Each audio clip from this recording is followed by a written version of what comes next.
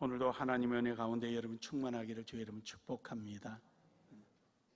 오늘 본문의 말씀에 보면은 13절부터 내용인 적선, 15절부터 내용인 적선 핵심은 그리스도인으로서의 살아가야 될 삶의 마땅함, 즉 다시 말해서 거듭난 자로서의 살아야 될 마땅함이 무엇인가를 여기서 말씀하고 있는 것입니다.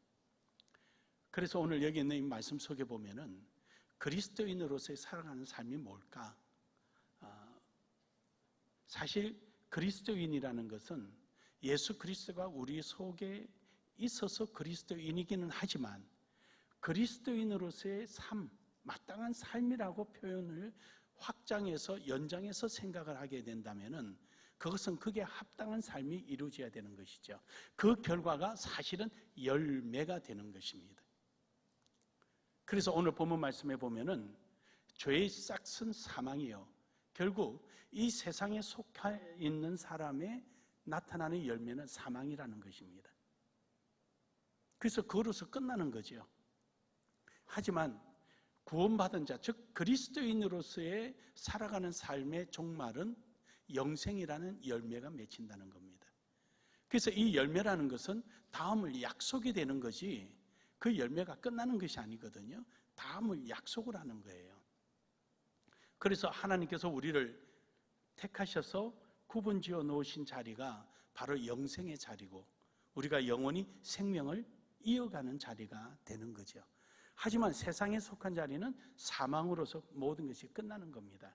그래서 어느 철학자는 그런 말을 해서 신학자는 그리스도인이라는 것은 예수 그리스도가 그 속에 있는 것으로 끝나는 것이 아니라 예수 그리스도가 그를 통하여 예수님을 표현해내는 것이다. 이것은 그리스도인으로서의 올바른 삶이 무엇인가를 정의해주는 내용이기도 합니다. 그런가 하면은 어떤 신학자는 또 그리스도인들은 인간을 구원하기 위한 하나님의 동력자다라는 도구로서의 또한 그 사명과 또 마땅한 삶에 대한 방향을 주문하기도 하는 것입니다. 어쨌든 우리가 이러한 철학자나 신학자들의 말을 빌리지 않더라도 오늘 여기 있는 본문 말씀 속에 우리의 끝은 영생이 되어야 되고 세상에 속한 자는 사망이 된다는 것을 분명히 밝혀두고 있는 것입니다. 그래서 오늘 여러분과 저는요, 하나님께서 우리를 부르신 그 열매에 합당한 우리의 삶과 바로 그러한 품위를 지키며 살아가는 신앙인이 될 것을 간절히 바라면서 오늘 말씀을 소명의 열매라는 제목으로 함께 은혜를 누리기를 원합니다. 즉 사명의 열매가 아니라 소명의 열매라는 것이죠. 사명의 열매는 인간의 인위적인 어떤 노력과 절대적인 수고란 게 있지만 소명의 열매는 제 나름대로 정의하기를 믿음을 가진 자가 합당하게 그렇게 자연스럽게 살아가는 삶을 이야기하는 거예요. 그래서 자연스럽게 나타나는 거죠. 자연스럽게 나타나는 모습, 바로 그런 모습의 의미에서 소명의 열매라는 제목으로 함께 은혜를 나누기를 원합니다. 첫 번째로 예수 그리스도와 성도의 관계성을 우리는 바로 알아야 된다는 겁니다. 우리는 하나님께서 우리를 부르셔서 우리를 그리스도인이라 칭함을 받게 되는데 그리스도인이 하나님과의 어떤 관계 속에서 우리는 있는가라는 것이죠. 너무도 잘 알지만 우리가 한 번 더 이 부분에 대해서 분명코 정리를 할 필요성이 있다는 겁니다. 갈라디아서 2장 20절에 보면은요, 예수 그리스도와 함께 십자가 못 박혀 죽은 것이죠.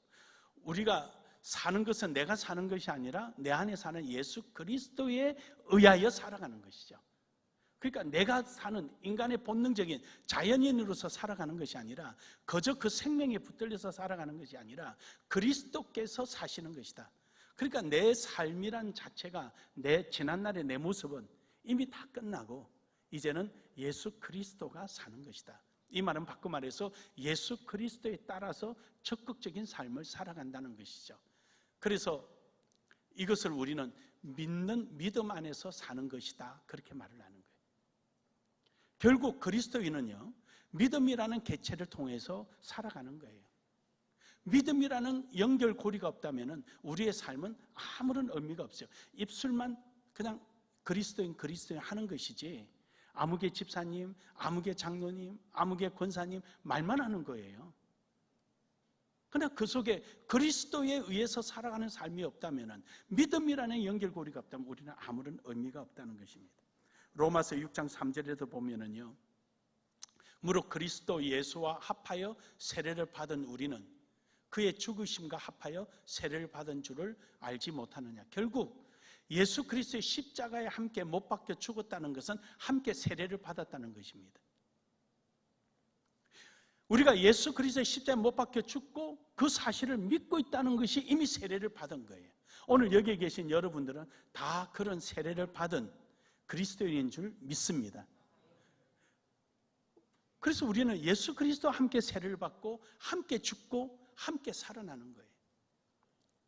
골로새서 2장 12절에도 보면은 너희가 세례로 그리스도와 함께 장사되고 또 죽은 자들 가운데서 그를 일으키신 하나님의 역사를 믿음으로 말미암아 그 안에서 함께 일으키심을 받았느니라. 결국 오늘 여러분의 삶은요, 여러분이 예수님과의 우리 관계는 나는 이 세상에 살고 있지만 이 세상의 사람이 아니라 나는 하나님의 약속된 사람이다라는 겁니다. 믿으십니까? 믿으십니까? 예. 하나님이 약속된 자리에 있는 사람들이에요. 그러니까 우리는 예수 그리스도와 관계를 가지고 예수 그리스도의 요구와 말씀에 대해서 믿음으로 살아가는 거죠. 그래서 우리가 이 믿음의 연결고리가 없으면요, 아무것도 안 되는 거예요. 우리는 하나님의 말씀을 이해하려고 하는 것이 아니라 믿는 거예요. 왜냐? 비상식적이라서? 비과학적이라서요? 아니에요. 그는 맹신이라 그러죠. 하나님의 말씀은 초상식적이고요, 초이성적이고요, 초과학적이에요. 비와 초의 차이점은요, 비는 이미 그 사실을 알게 된 것이고 초는 알아가는 중이에요. 우리의 능력의 한계로, 우리의 지식으로 이해할 수 없는 부분을 초과학적이라고 말하는 거죠. 우리의 상식으로 이해가 안 되니까 초상식적인 거예요. 할렐루야. 그래서 우리는 하나님의 말씀에 대해서 믿음으로 접근하는 거예요. 믿고 갔더니 그것이 초상식적이고 초과학적이고 초이성적인 것이 내 속에 와서 하나님의 역사가 이루어지게 되고 알게 되고 체험이 되고 그것을 고백하게 되는 것입니다. 사랑하는 여러분, 오늘도 여러분은 이러한 하나님의 약속 안에 있음을 믿고 나아가기를 주의 이름으로 축복합니다. 골로새서 3장 3절에 보면은요, 이러한 여러분과 저의 생명이 몸은 이 땅에 살고 있어서 세상에 속한 사람이 멸망의 길을 가고 또 모두가 다 죽는 것 같고 시간이 돼서 죽고 또 병이 들어서 죽고 사고로 죽고 다 죽는 것 같아도 그들하고 우리가 다른 게 있습니다. 왜냐? 우리의 진정한 영생은 하나님께 감춰져 있는 것입니다. 믿으십니까? 그걸 그들이 모르는 거죠. 예수 그리스도가 3일 만에 부활하신 걸 여러분과 저는 믿음을 통해 가지고 초과학적이고 초이성적이고 초상식적인 그것을 믿음으로 우리는 받아들여서 예수 그리스도가 3일 만에 부활하심을 믿고 그 생명을 우리가 믿고 오늘도 함께 하심을 믿고 있지만 세상 사람들은 모르는 거예요. 근데 언제쯤 아느냐? 하나님께서 감춰두었던 예수 그리스도의 생명과 우리의 영생을, 생명을 예수님께서, 하나님께서 짱 하고 나타내실 때 그때 그들이 알게 되는 거예요. 근데 그때 그들은 눈물만 짓지 환호할 일이 아니죠. 왜요? 자신들에게는 지옥에 갈 일만 남아있고 우리는 환호하지요. 왜요? 우리는 영생을 얻어서 하나님이 약속하신 천국으로 들어가기 때문입니다. 그래서 오늘 우리는 이러한 생명이 주님 앞에 있음을 믿고 우리는 나아가는 것입니다. 요한복음 17장 19절에 보면은요, 그리스도로 말미암아 우리가 거룩하게 되는 거죠. 그게 거룩이란 말은 구별되다, 떼어놓다, 별도로 두다 이런 거 아니에요. 그러니까 오늘 우리가 이 세상 가운데 살고 있어도요, 하나님께서는 여러분과 저의 생명과 우리의 삶을 뚝 띄어다가 성령으로 포장해 놓으신 거예요. 믿으십니까? 그래서 우리가 성령께 인도함을 받고 성령께 성령께서 인도하는 대로 따라가고 성령 말씀 앞에 순종하는 거예요. 그러니까 하나님께서 우리에게 성령을 보내주셔서 우리는 성령으로서 거듭나게 하셨다는 것은 하나님의 사람으로 성령이 우리를 포장을 딱 해서 성령이 우리를 인도하시고 이끌어 주시는 겁니다. 여러분, 자리를 가지고 그 자리에 합당하게 일하는 사람을 권력자라 그래요. 권력자. 그 사람은 권력자예요. 그러나 자리와 관계없이 하나님께서 주신 은혜를 마음껏 사용하는 사람은 우리 하나님은 권세자라 그래요. 그는 권세자예요. 권력자와 권세자는 달라요. 권력은요, 그 자리에 앉아 있으면요, 결제 다 하고 사인하고 다 할 수 있어요. 그 자리에 권위로 말을 할 수 있어요. 하지만 권세자는 아니에요. 권세자는요, 하나님이 주신 것 그걸 다 가지고 자리에 연연하지 않고 어디에 있든 상관없이 주를 위해서 아낌없이 서는 사람은 하나님은 권세자로 잡아 주십니다. 교회가 크고 적음에 있지 않고 오늘도 우리에게 하나님께서 맡기신 그 일에 조금도 주저하지 않고 믿음으로 나아가는 나눔의 교회 위에 하늘의 권세자로 쓰임받는 도구가 되기를 주의 이름으로 축복합니다.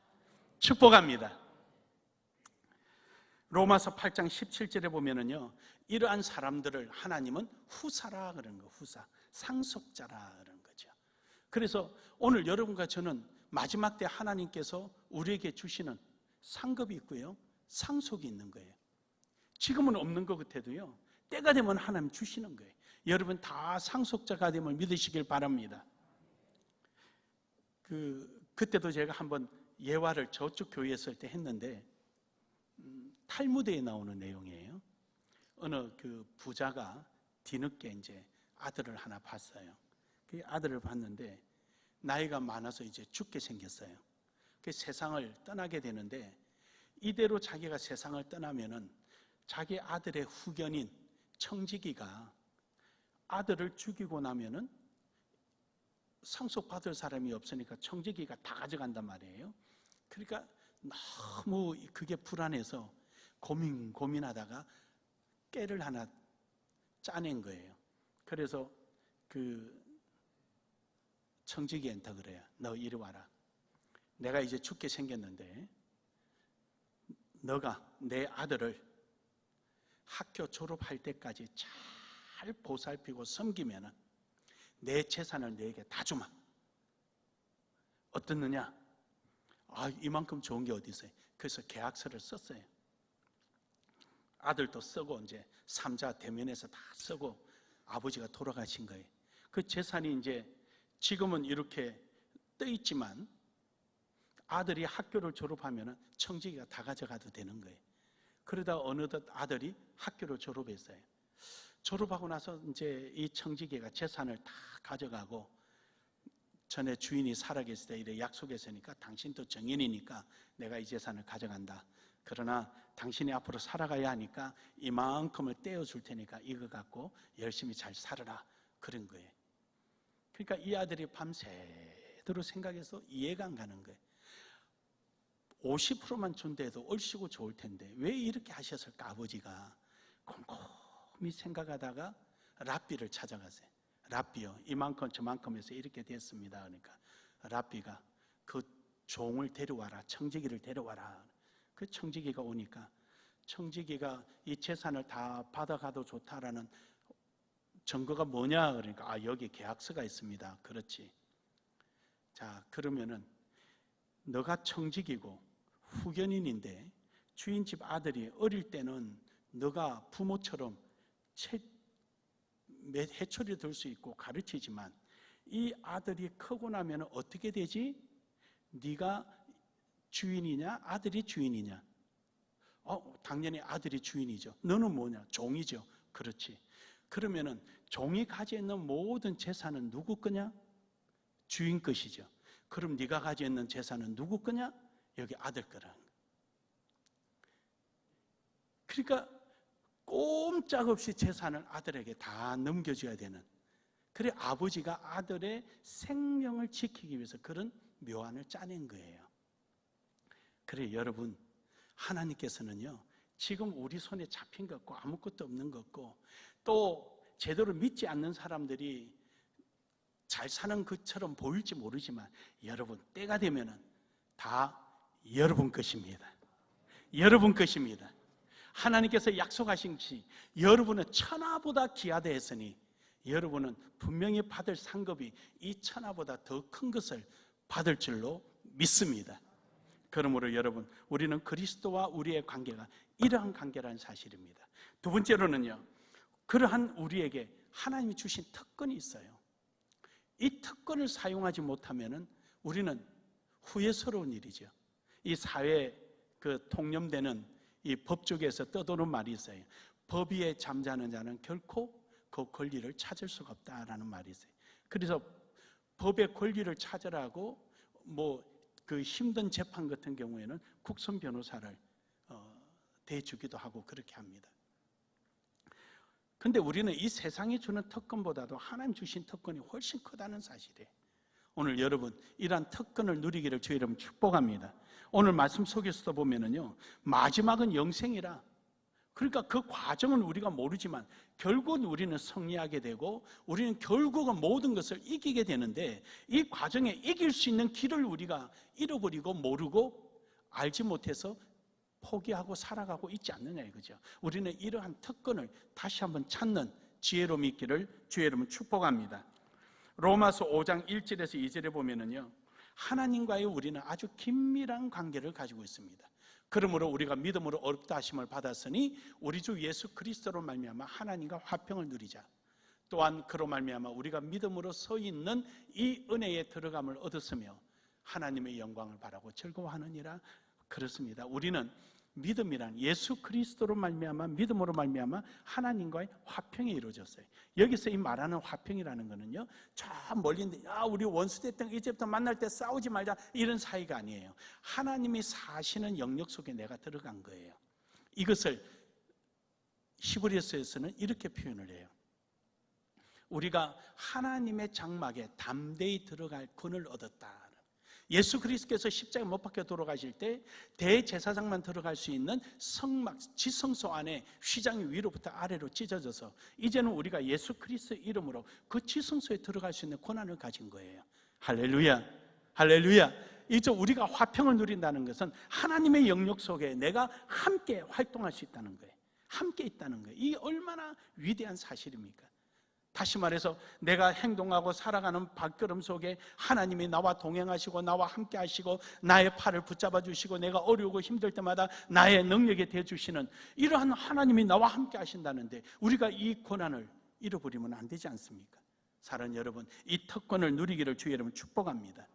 이사야 43장 21절에 보면은요, 그래서 우리는 하나님 앞에 기쁨으로 노래 부르는 거예요. 이 백성은 내가 나를 위하여 지었나니 나를 찬송하게 하려 함이라. 결국 찬송한다는 게 뭡니까? 내가 지지하게 살아가면서 찬송되겠습니까? 내가 맨날 얻어터지면서 찬송이 되겠습니까?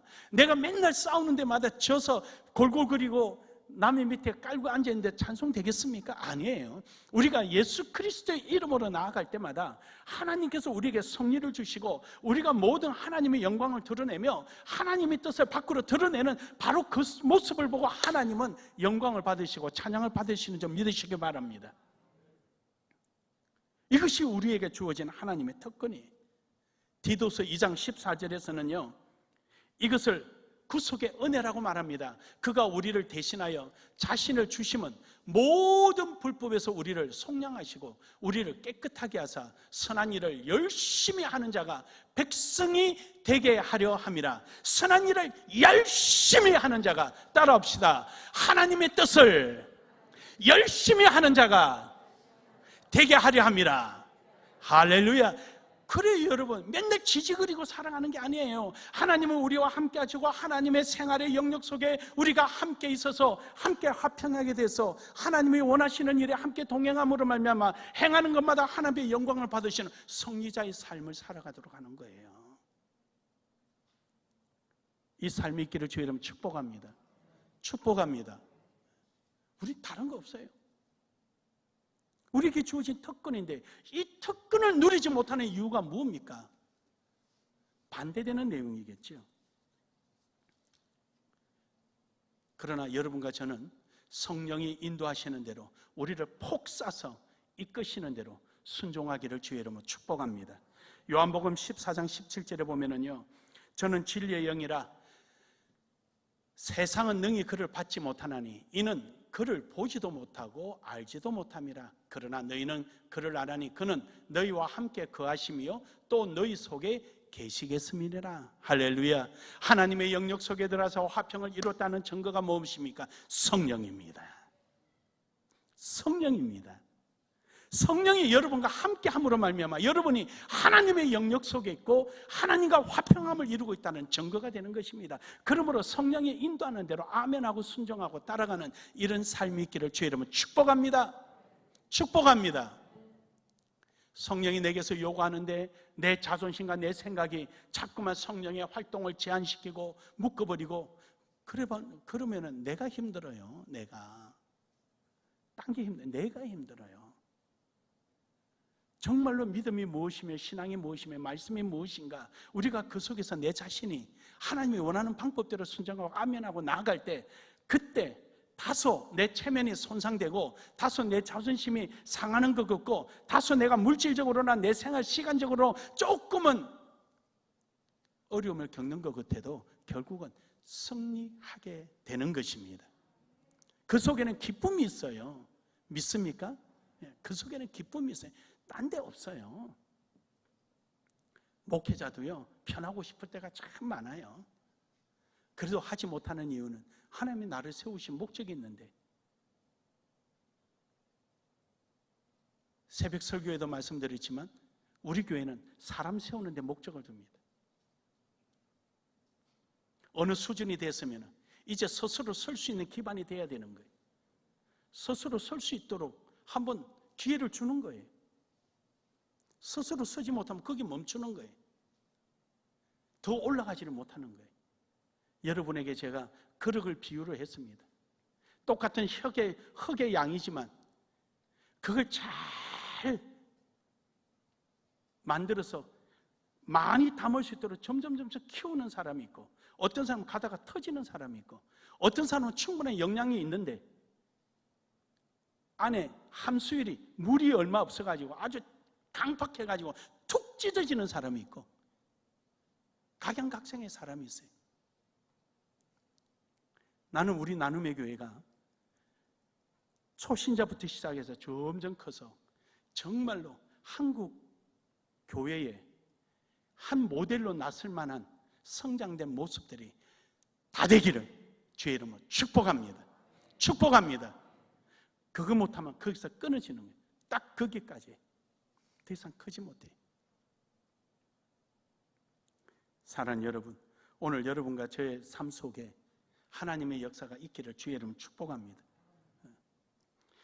우리 김복기 권사님이 필리핀에서 간증을 해서 우리 교인들이 다 알아서 내가 드리는 한번 말씀이에요.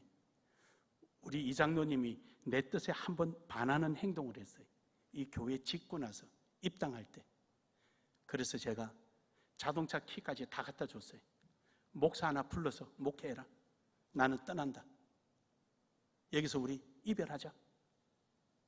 왜냐? 더 커야 되는데. 이장로님이 돈 더 벌고 벌은 돈으로 하나님의 더 큰 일을 해야 되는데 여기서 끝마칠래? 그러면 내가 있어야 될 이유가 없는 거예요. 내가 있어야 될 이유가 없어. 우리 둘이 헤어지자. 여러분, 그거 아니면 내가 목회할 이유가 없거든요.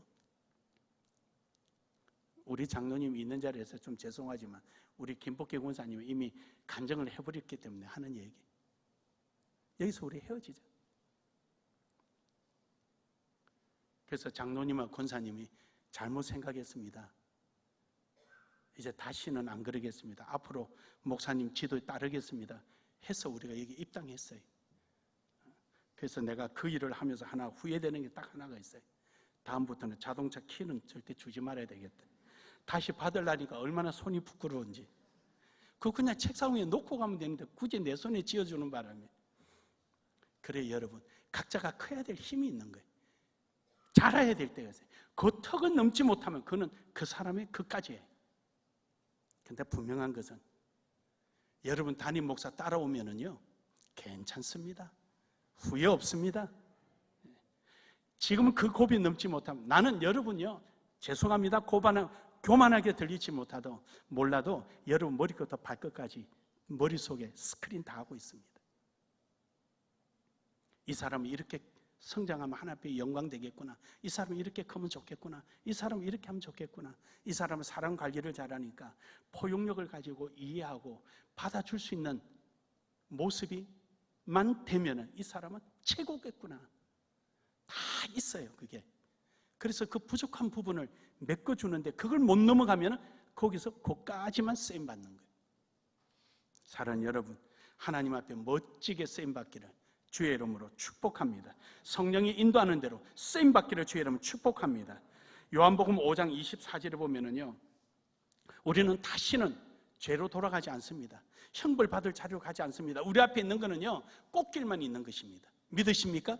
그래서 내가 진실로 너희에게 이르노니 내 말을 듣고 또 나 보내신 이를 믿는 자는 영생을 얻었고 심판에 이르지 아니하나니 사망에서 생명으로 옮겨졌느니라. 이제 우리의 앞길은 꽃길만 있고요, 성리의 길만 있는 거예요. 이것이 우리에게 주어진 특권입니다. 근데 여러분 자신이 패배길에 가지 마십시오. 여러분 자신이 되돌아가지 마십시오. 여러분 자신이 포기하지 마십시오. 우리에게는 탄탄대로만 있습니다. 고린도전서 6장 2절에서 3절에 보면은요, 성도가 세상에 판단할 것은 너희가 알지 못하느냐? 세상도 너희에게 판단을 받겠거든 지극히 작은 일을 판단하기를 감당하지 못하겠느냐? 우리가 천사를 판단할 것을 너희가 알지 못하느냐? 그러하거든 하물며 세상 일이랴. 그렇습니다.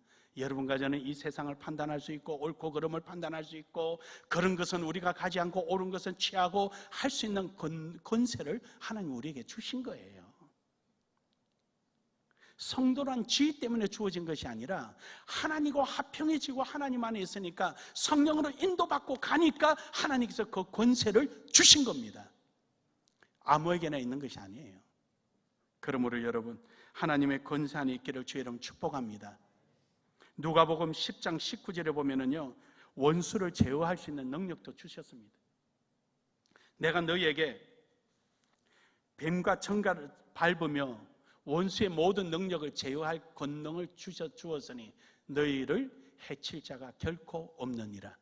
그래서 우리는 오뚜기 같아.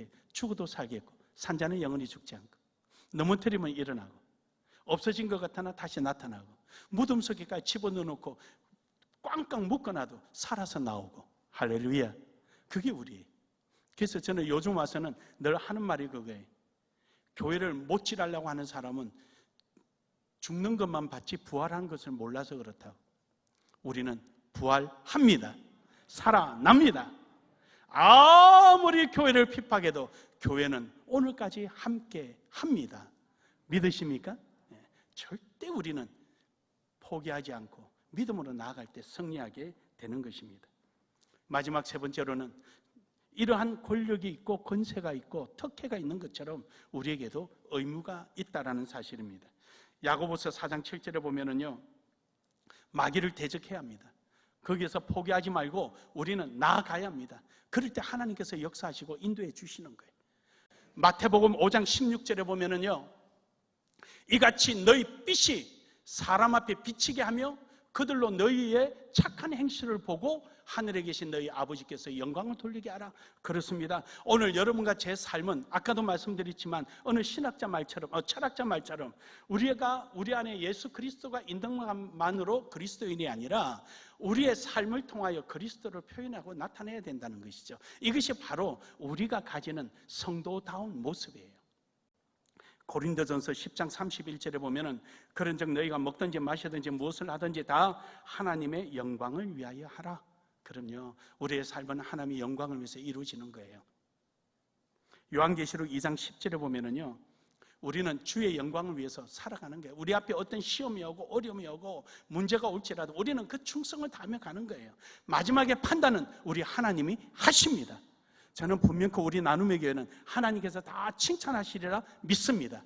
나는 여러분이 이러한 마음으로 하나님 앞에 엎드려 기도하고 구하는 것마다 응답이 있을 줄로 믿습니다. 저는 우리 하나님 앞에 저는 기도할 때 그럽니다. 하나님, 우리 나눔의 교회 매긴 나눔 처치하고 딱지 들고 하나님 앞에 기도하거든. 그 사람 다 응답해 달라고 하나님 앞에 기도합니다. 제가 보기에는 다 충성스럽고 애쓰고 힘쓰고 속과 끝이 같고 하나님 앞에 고백하는 모습이 다 똑같으니까 저런 신실한 성도들 하나님 기도 응답해 주시고 함께 해달라고 하나님 앞에 기도합니다. 여러분 삶 속에 이러한 역사가 있기를 주의 이름으로 축복합니다. 신명기서 30장 16절에 보면은요, 이러한 우리는 하나님 말씀을 절대 지켜야 됩니다. 하나님 말씀을 지키는 사람이야말로 하나님과 화평한 사람이요, 하나님의 응답을 이루고 하나님께 영광을 돌리는 사람이에요. 하나님이 여기 하시고자 하는 일인데 나는 저기가 있으면 무슨 의미가 있겠어요? 그래서 우리는 하나님 말씀을 규례를 지키고 말씀 따라 살아가는 이런 삶이 있기를 주의 이름으로 축복합니다. 시편 119편 68절에 보면은 주는 선을 행하시오니, 주는 선하사 선을 행하시오니, 주의 율례대로 나를 가르치소서.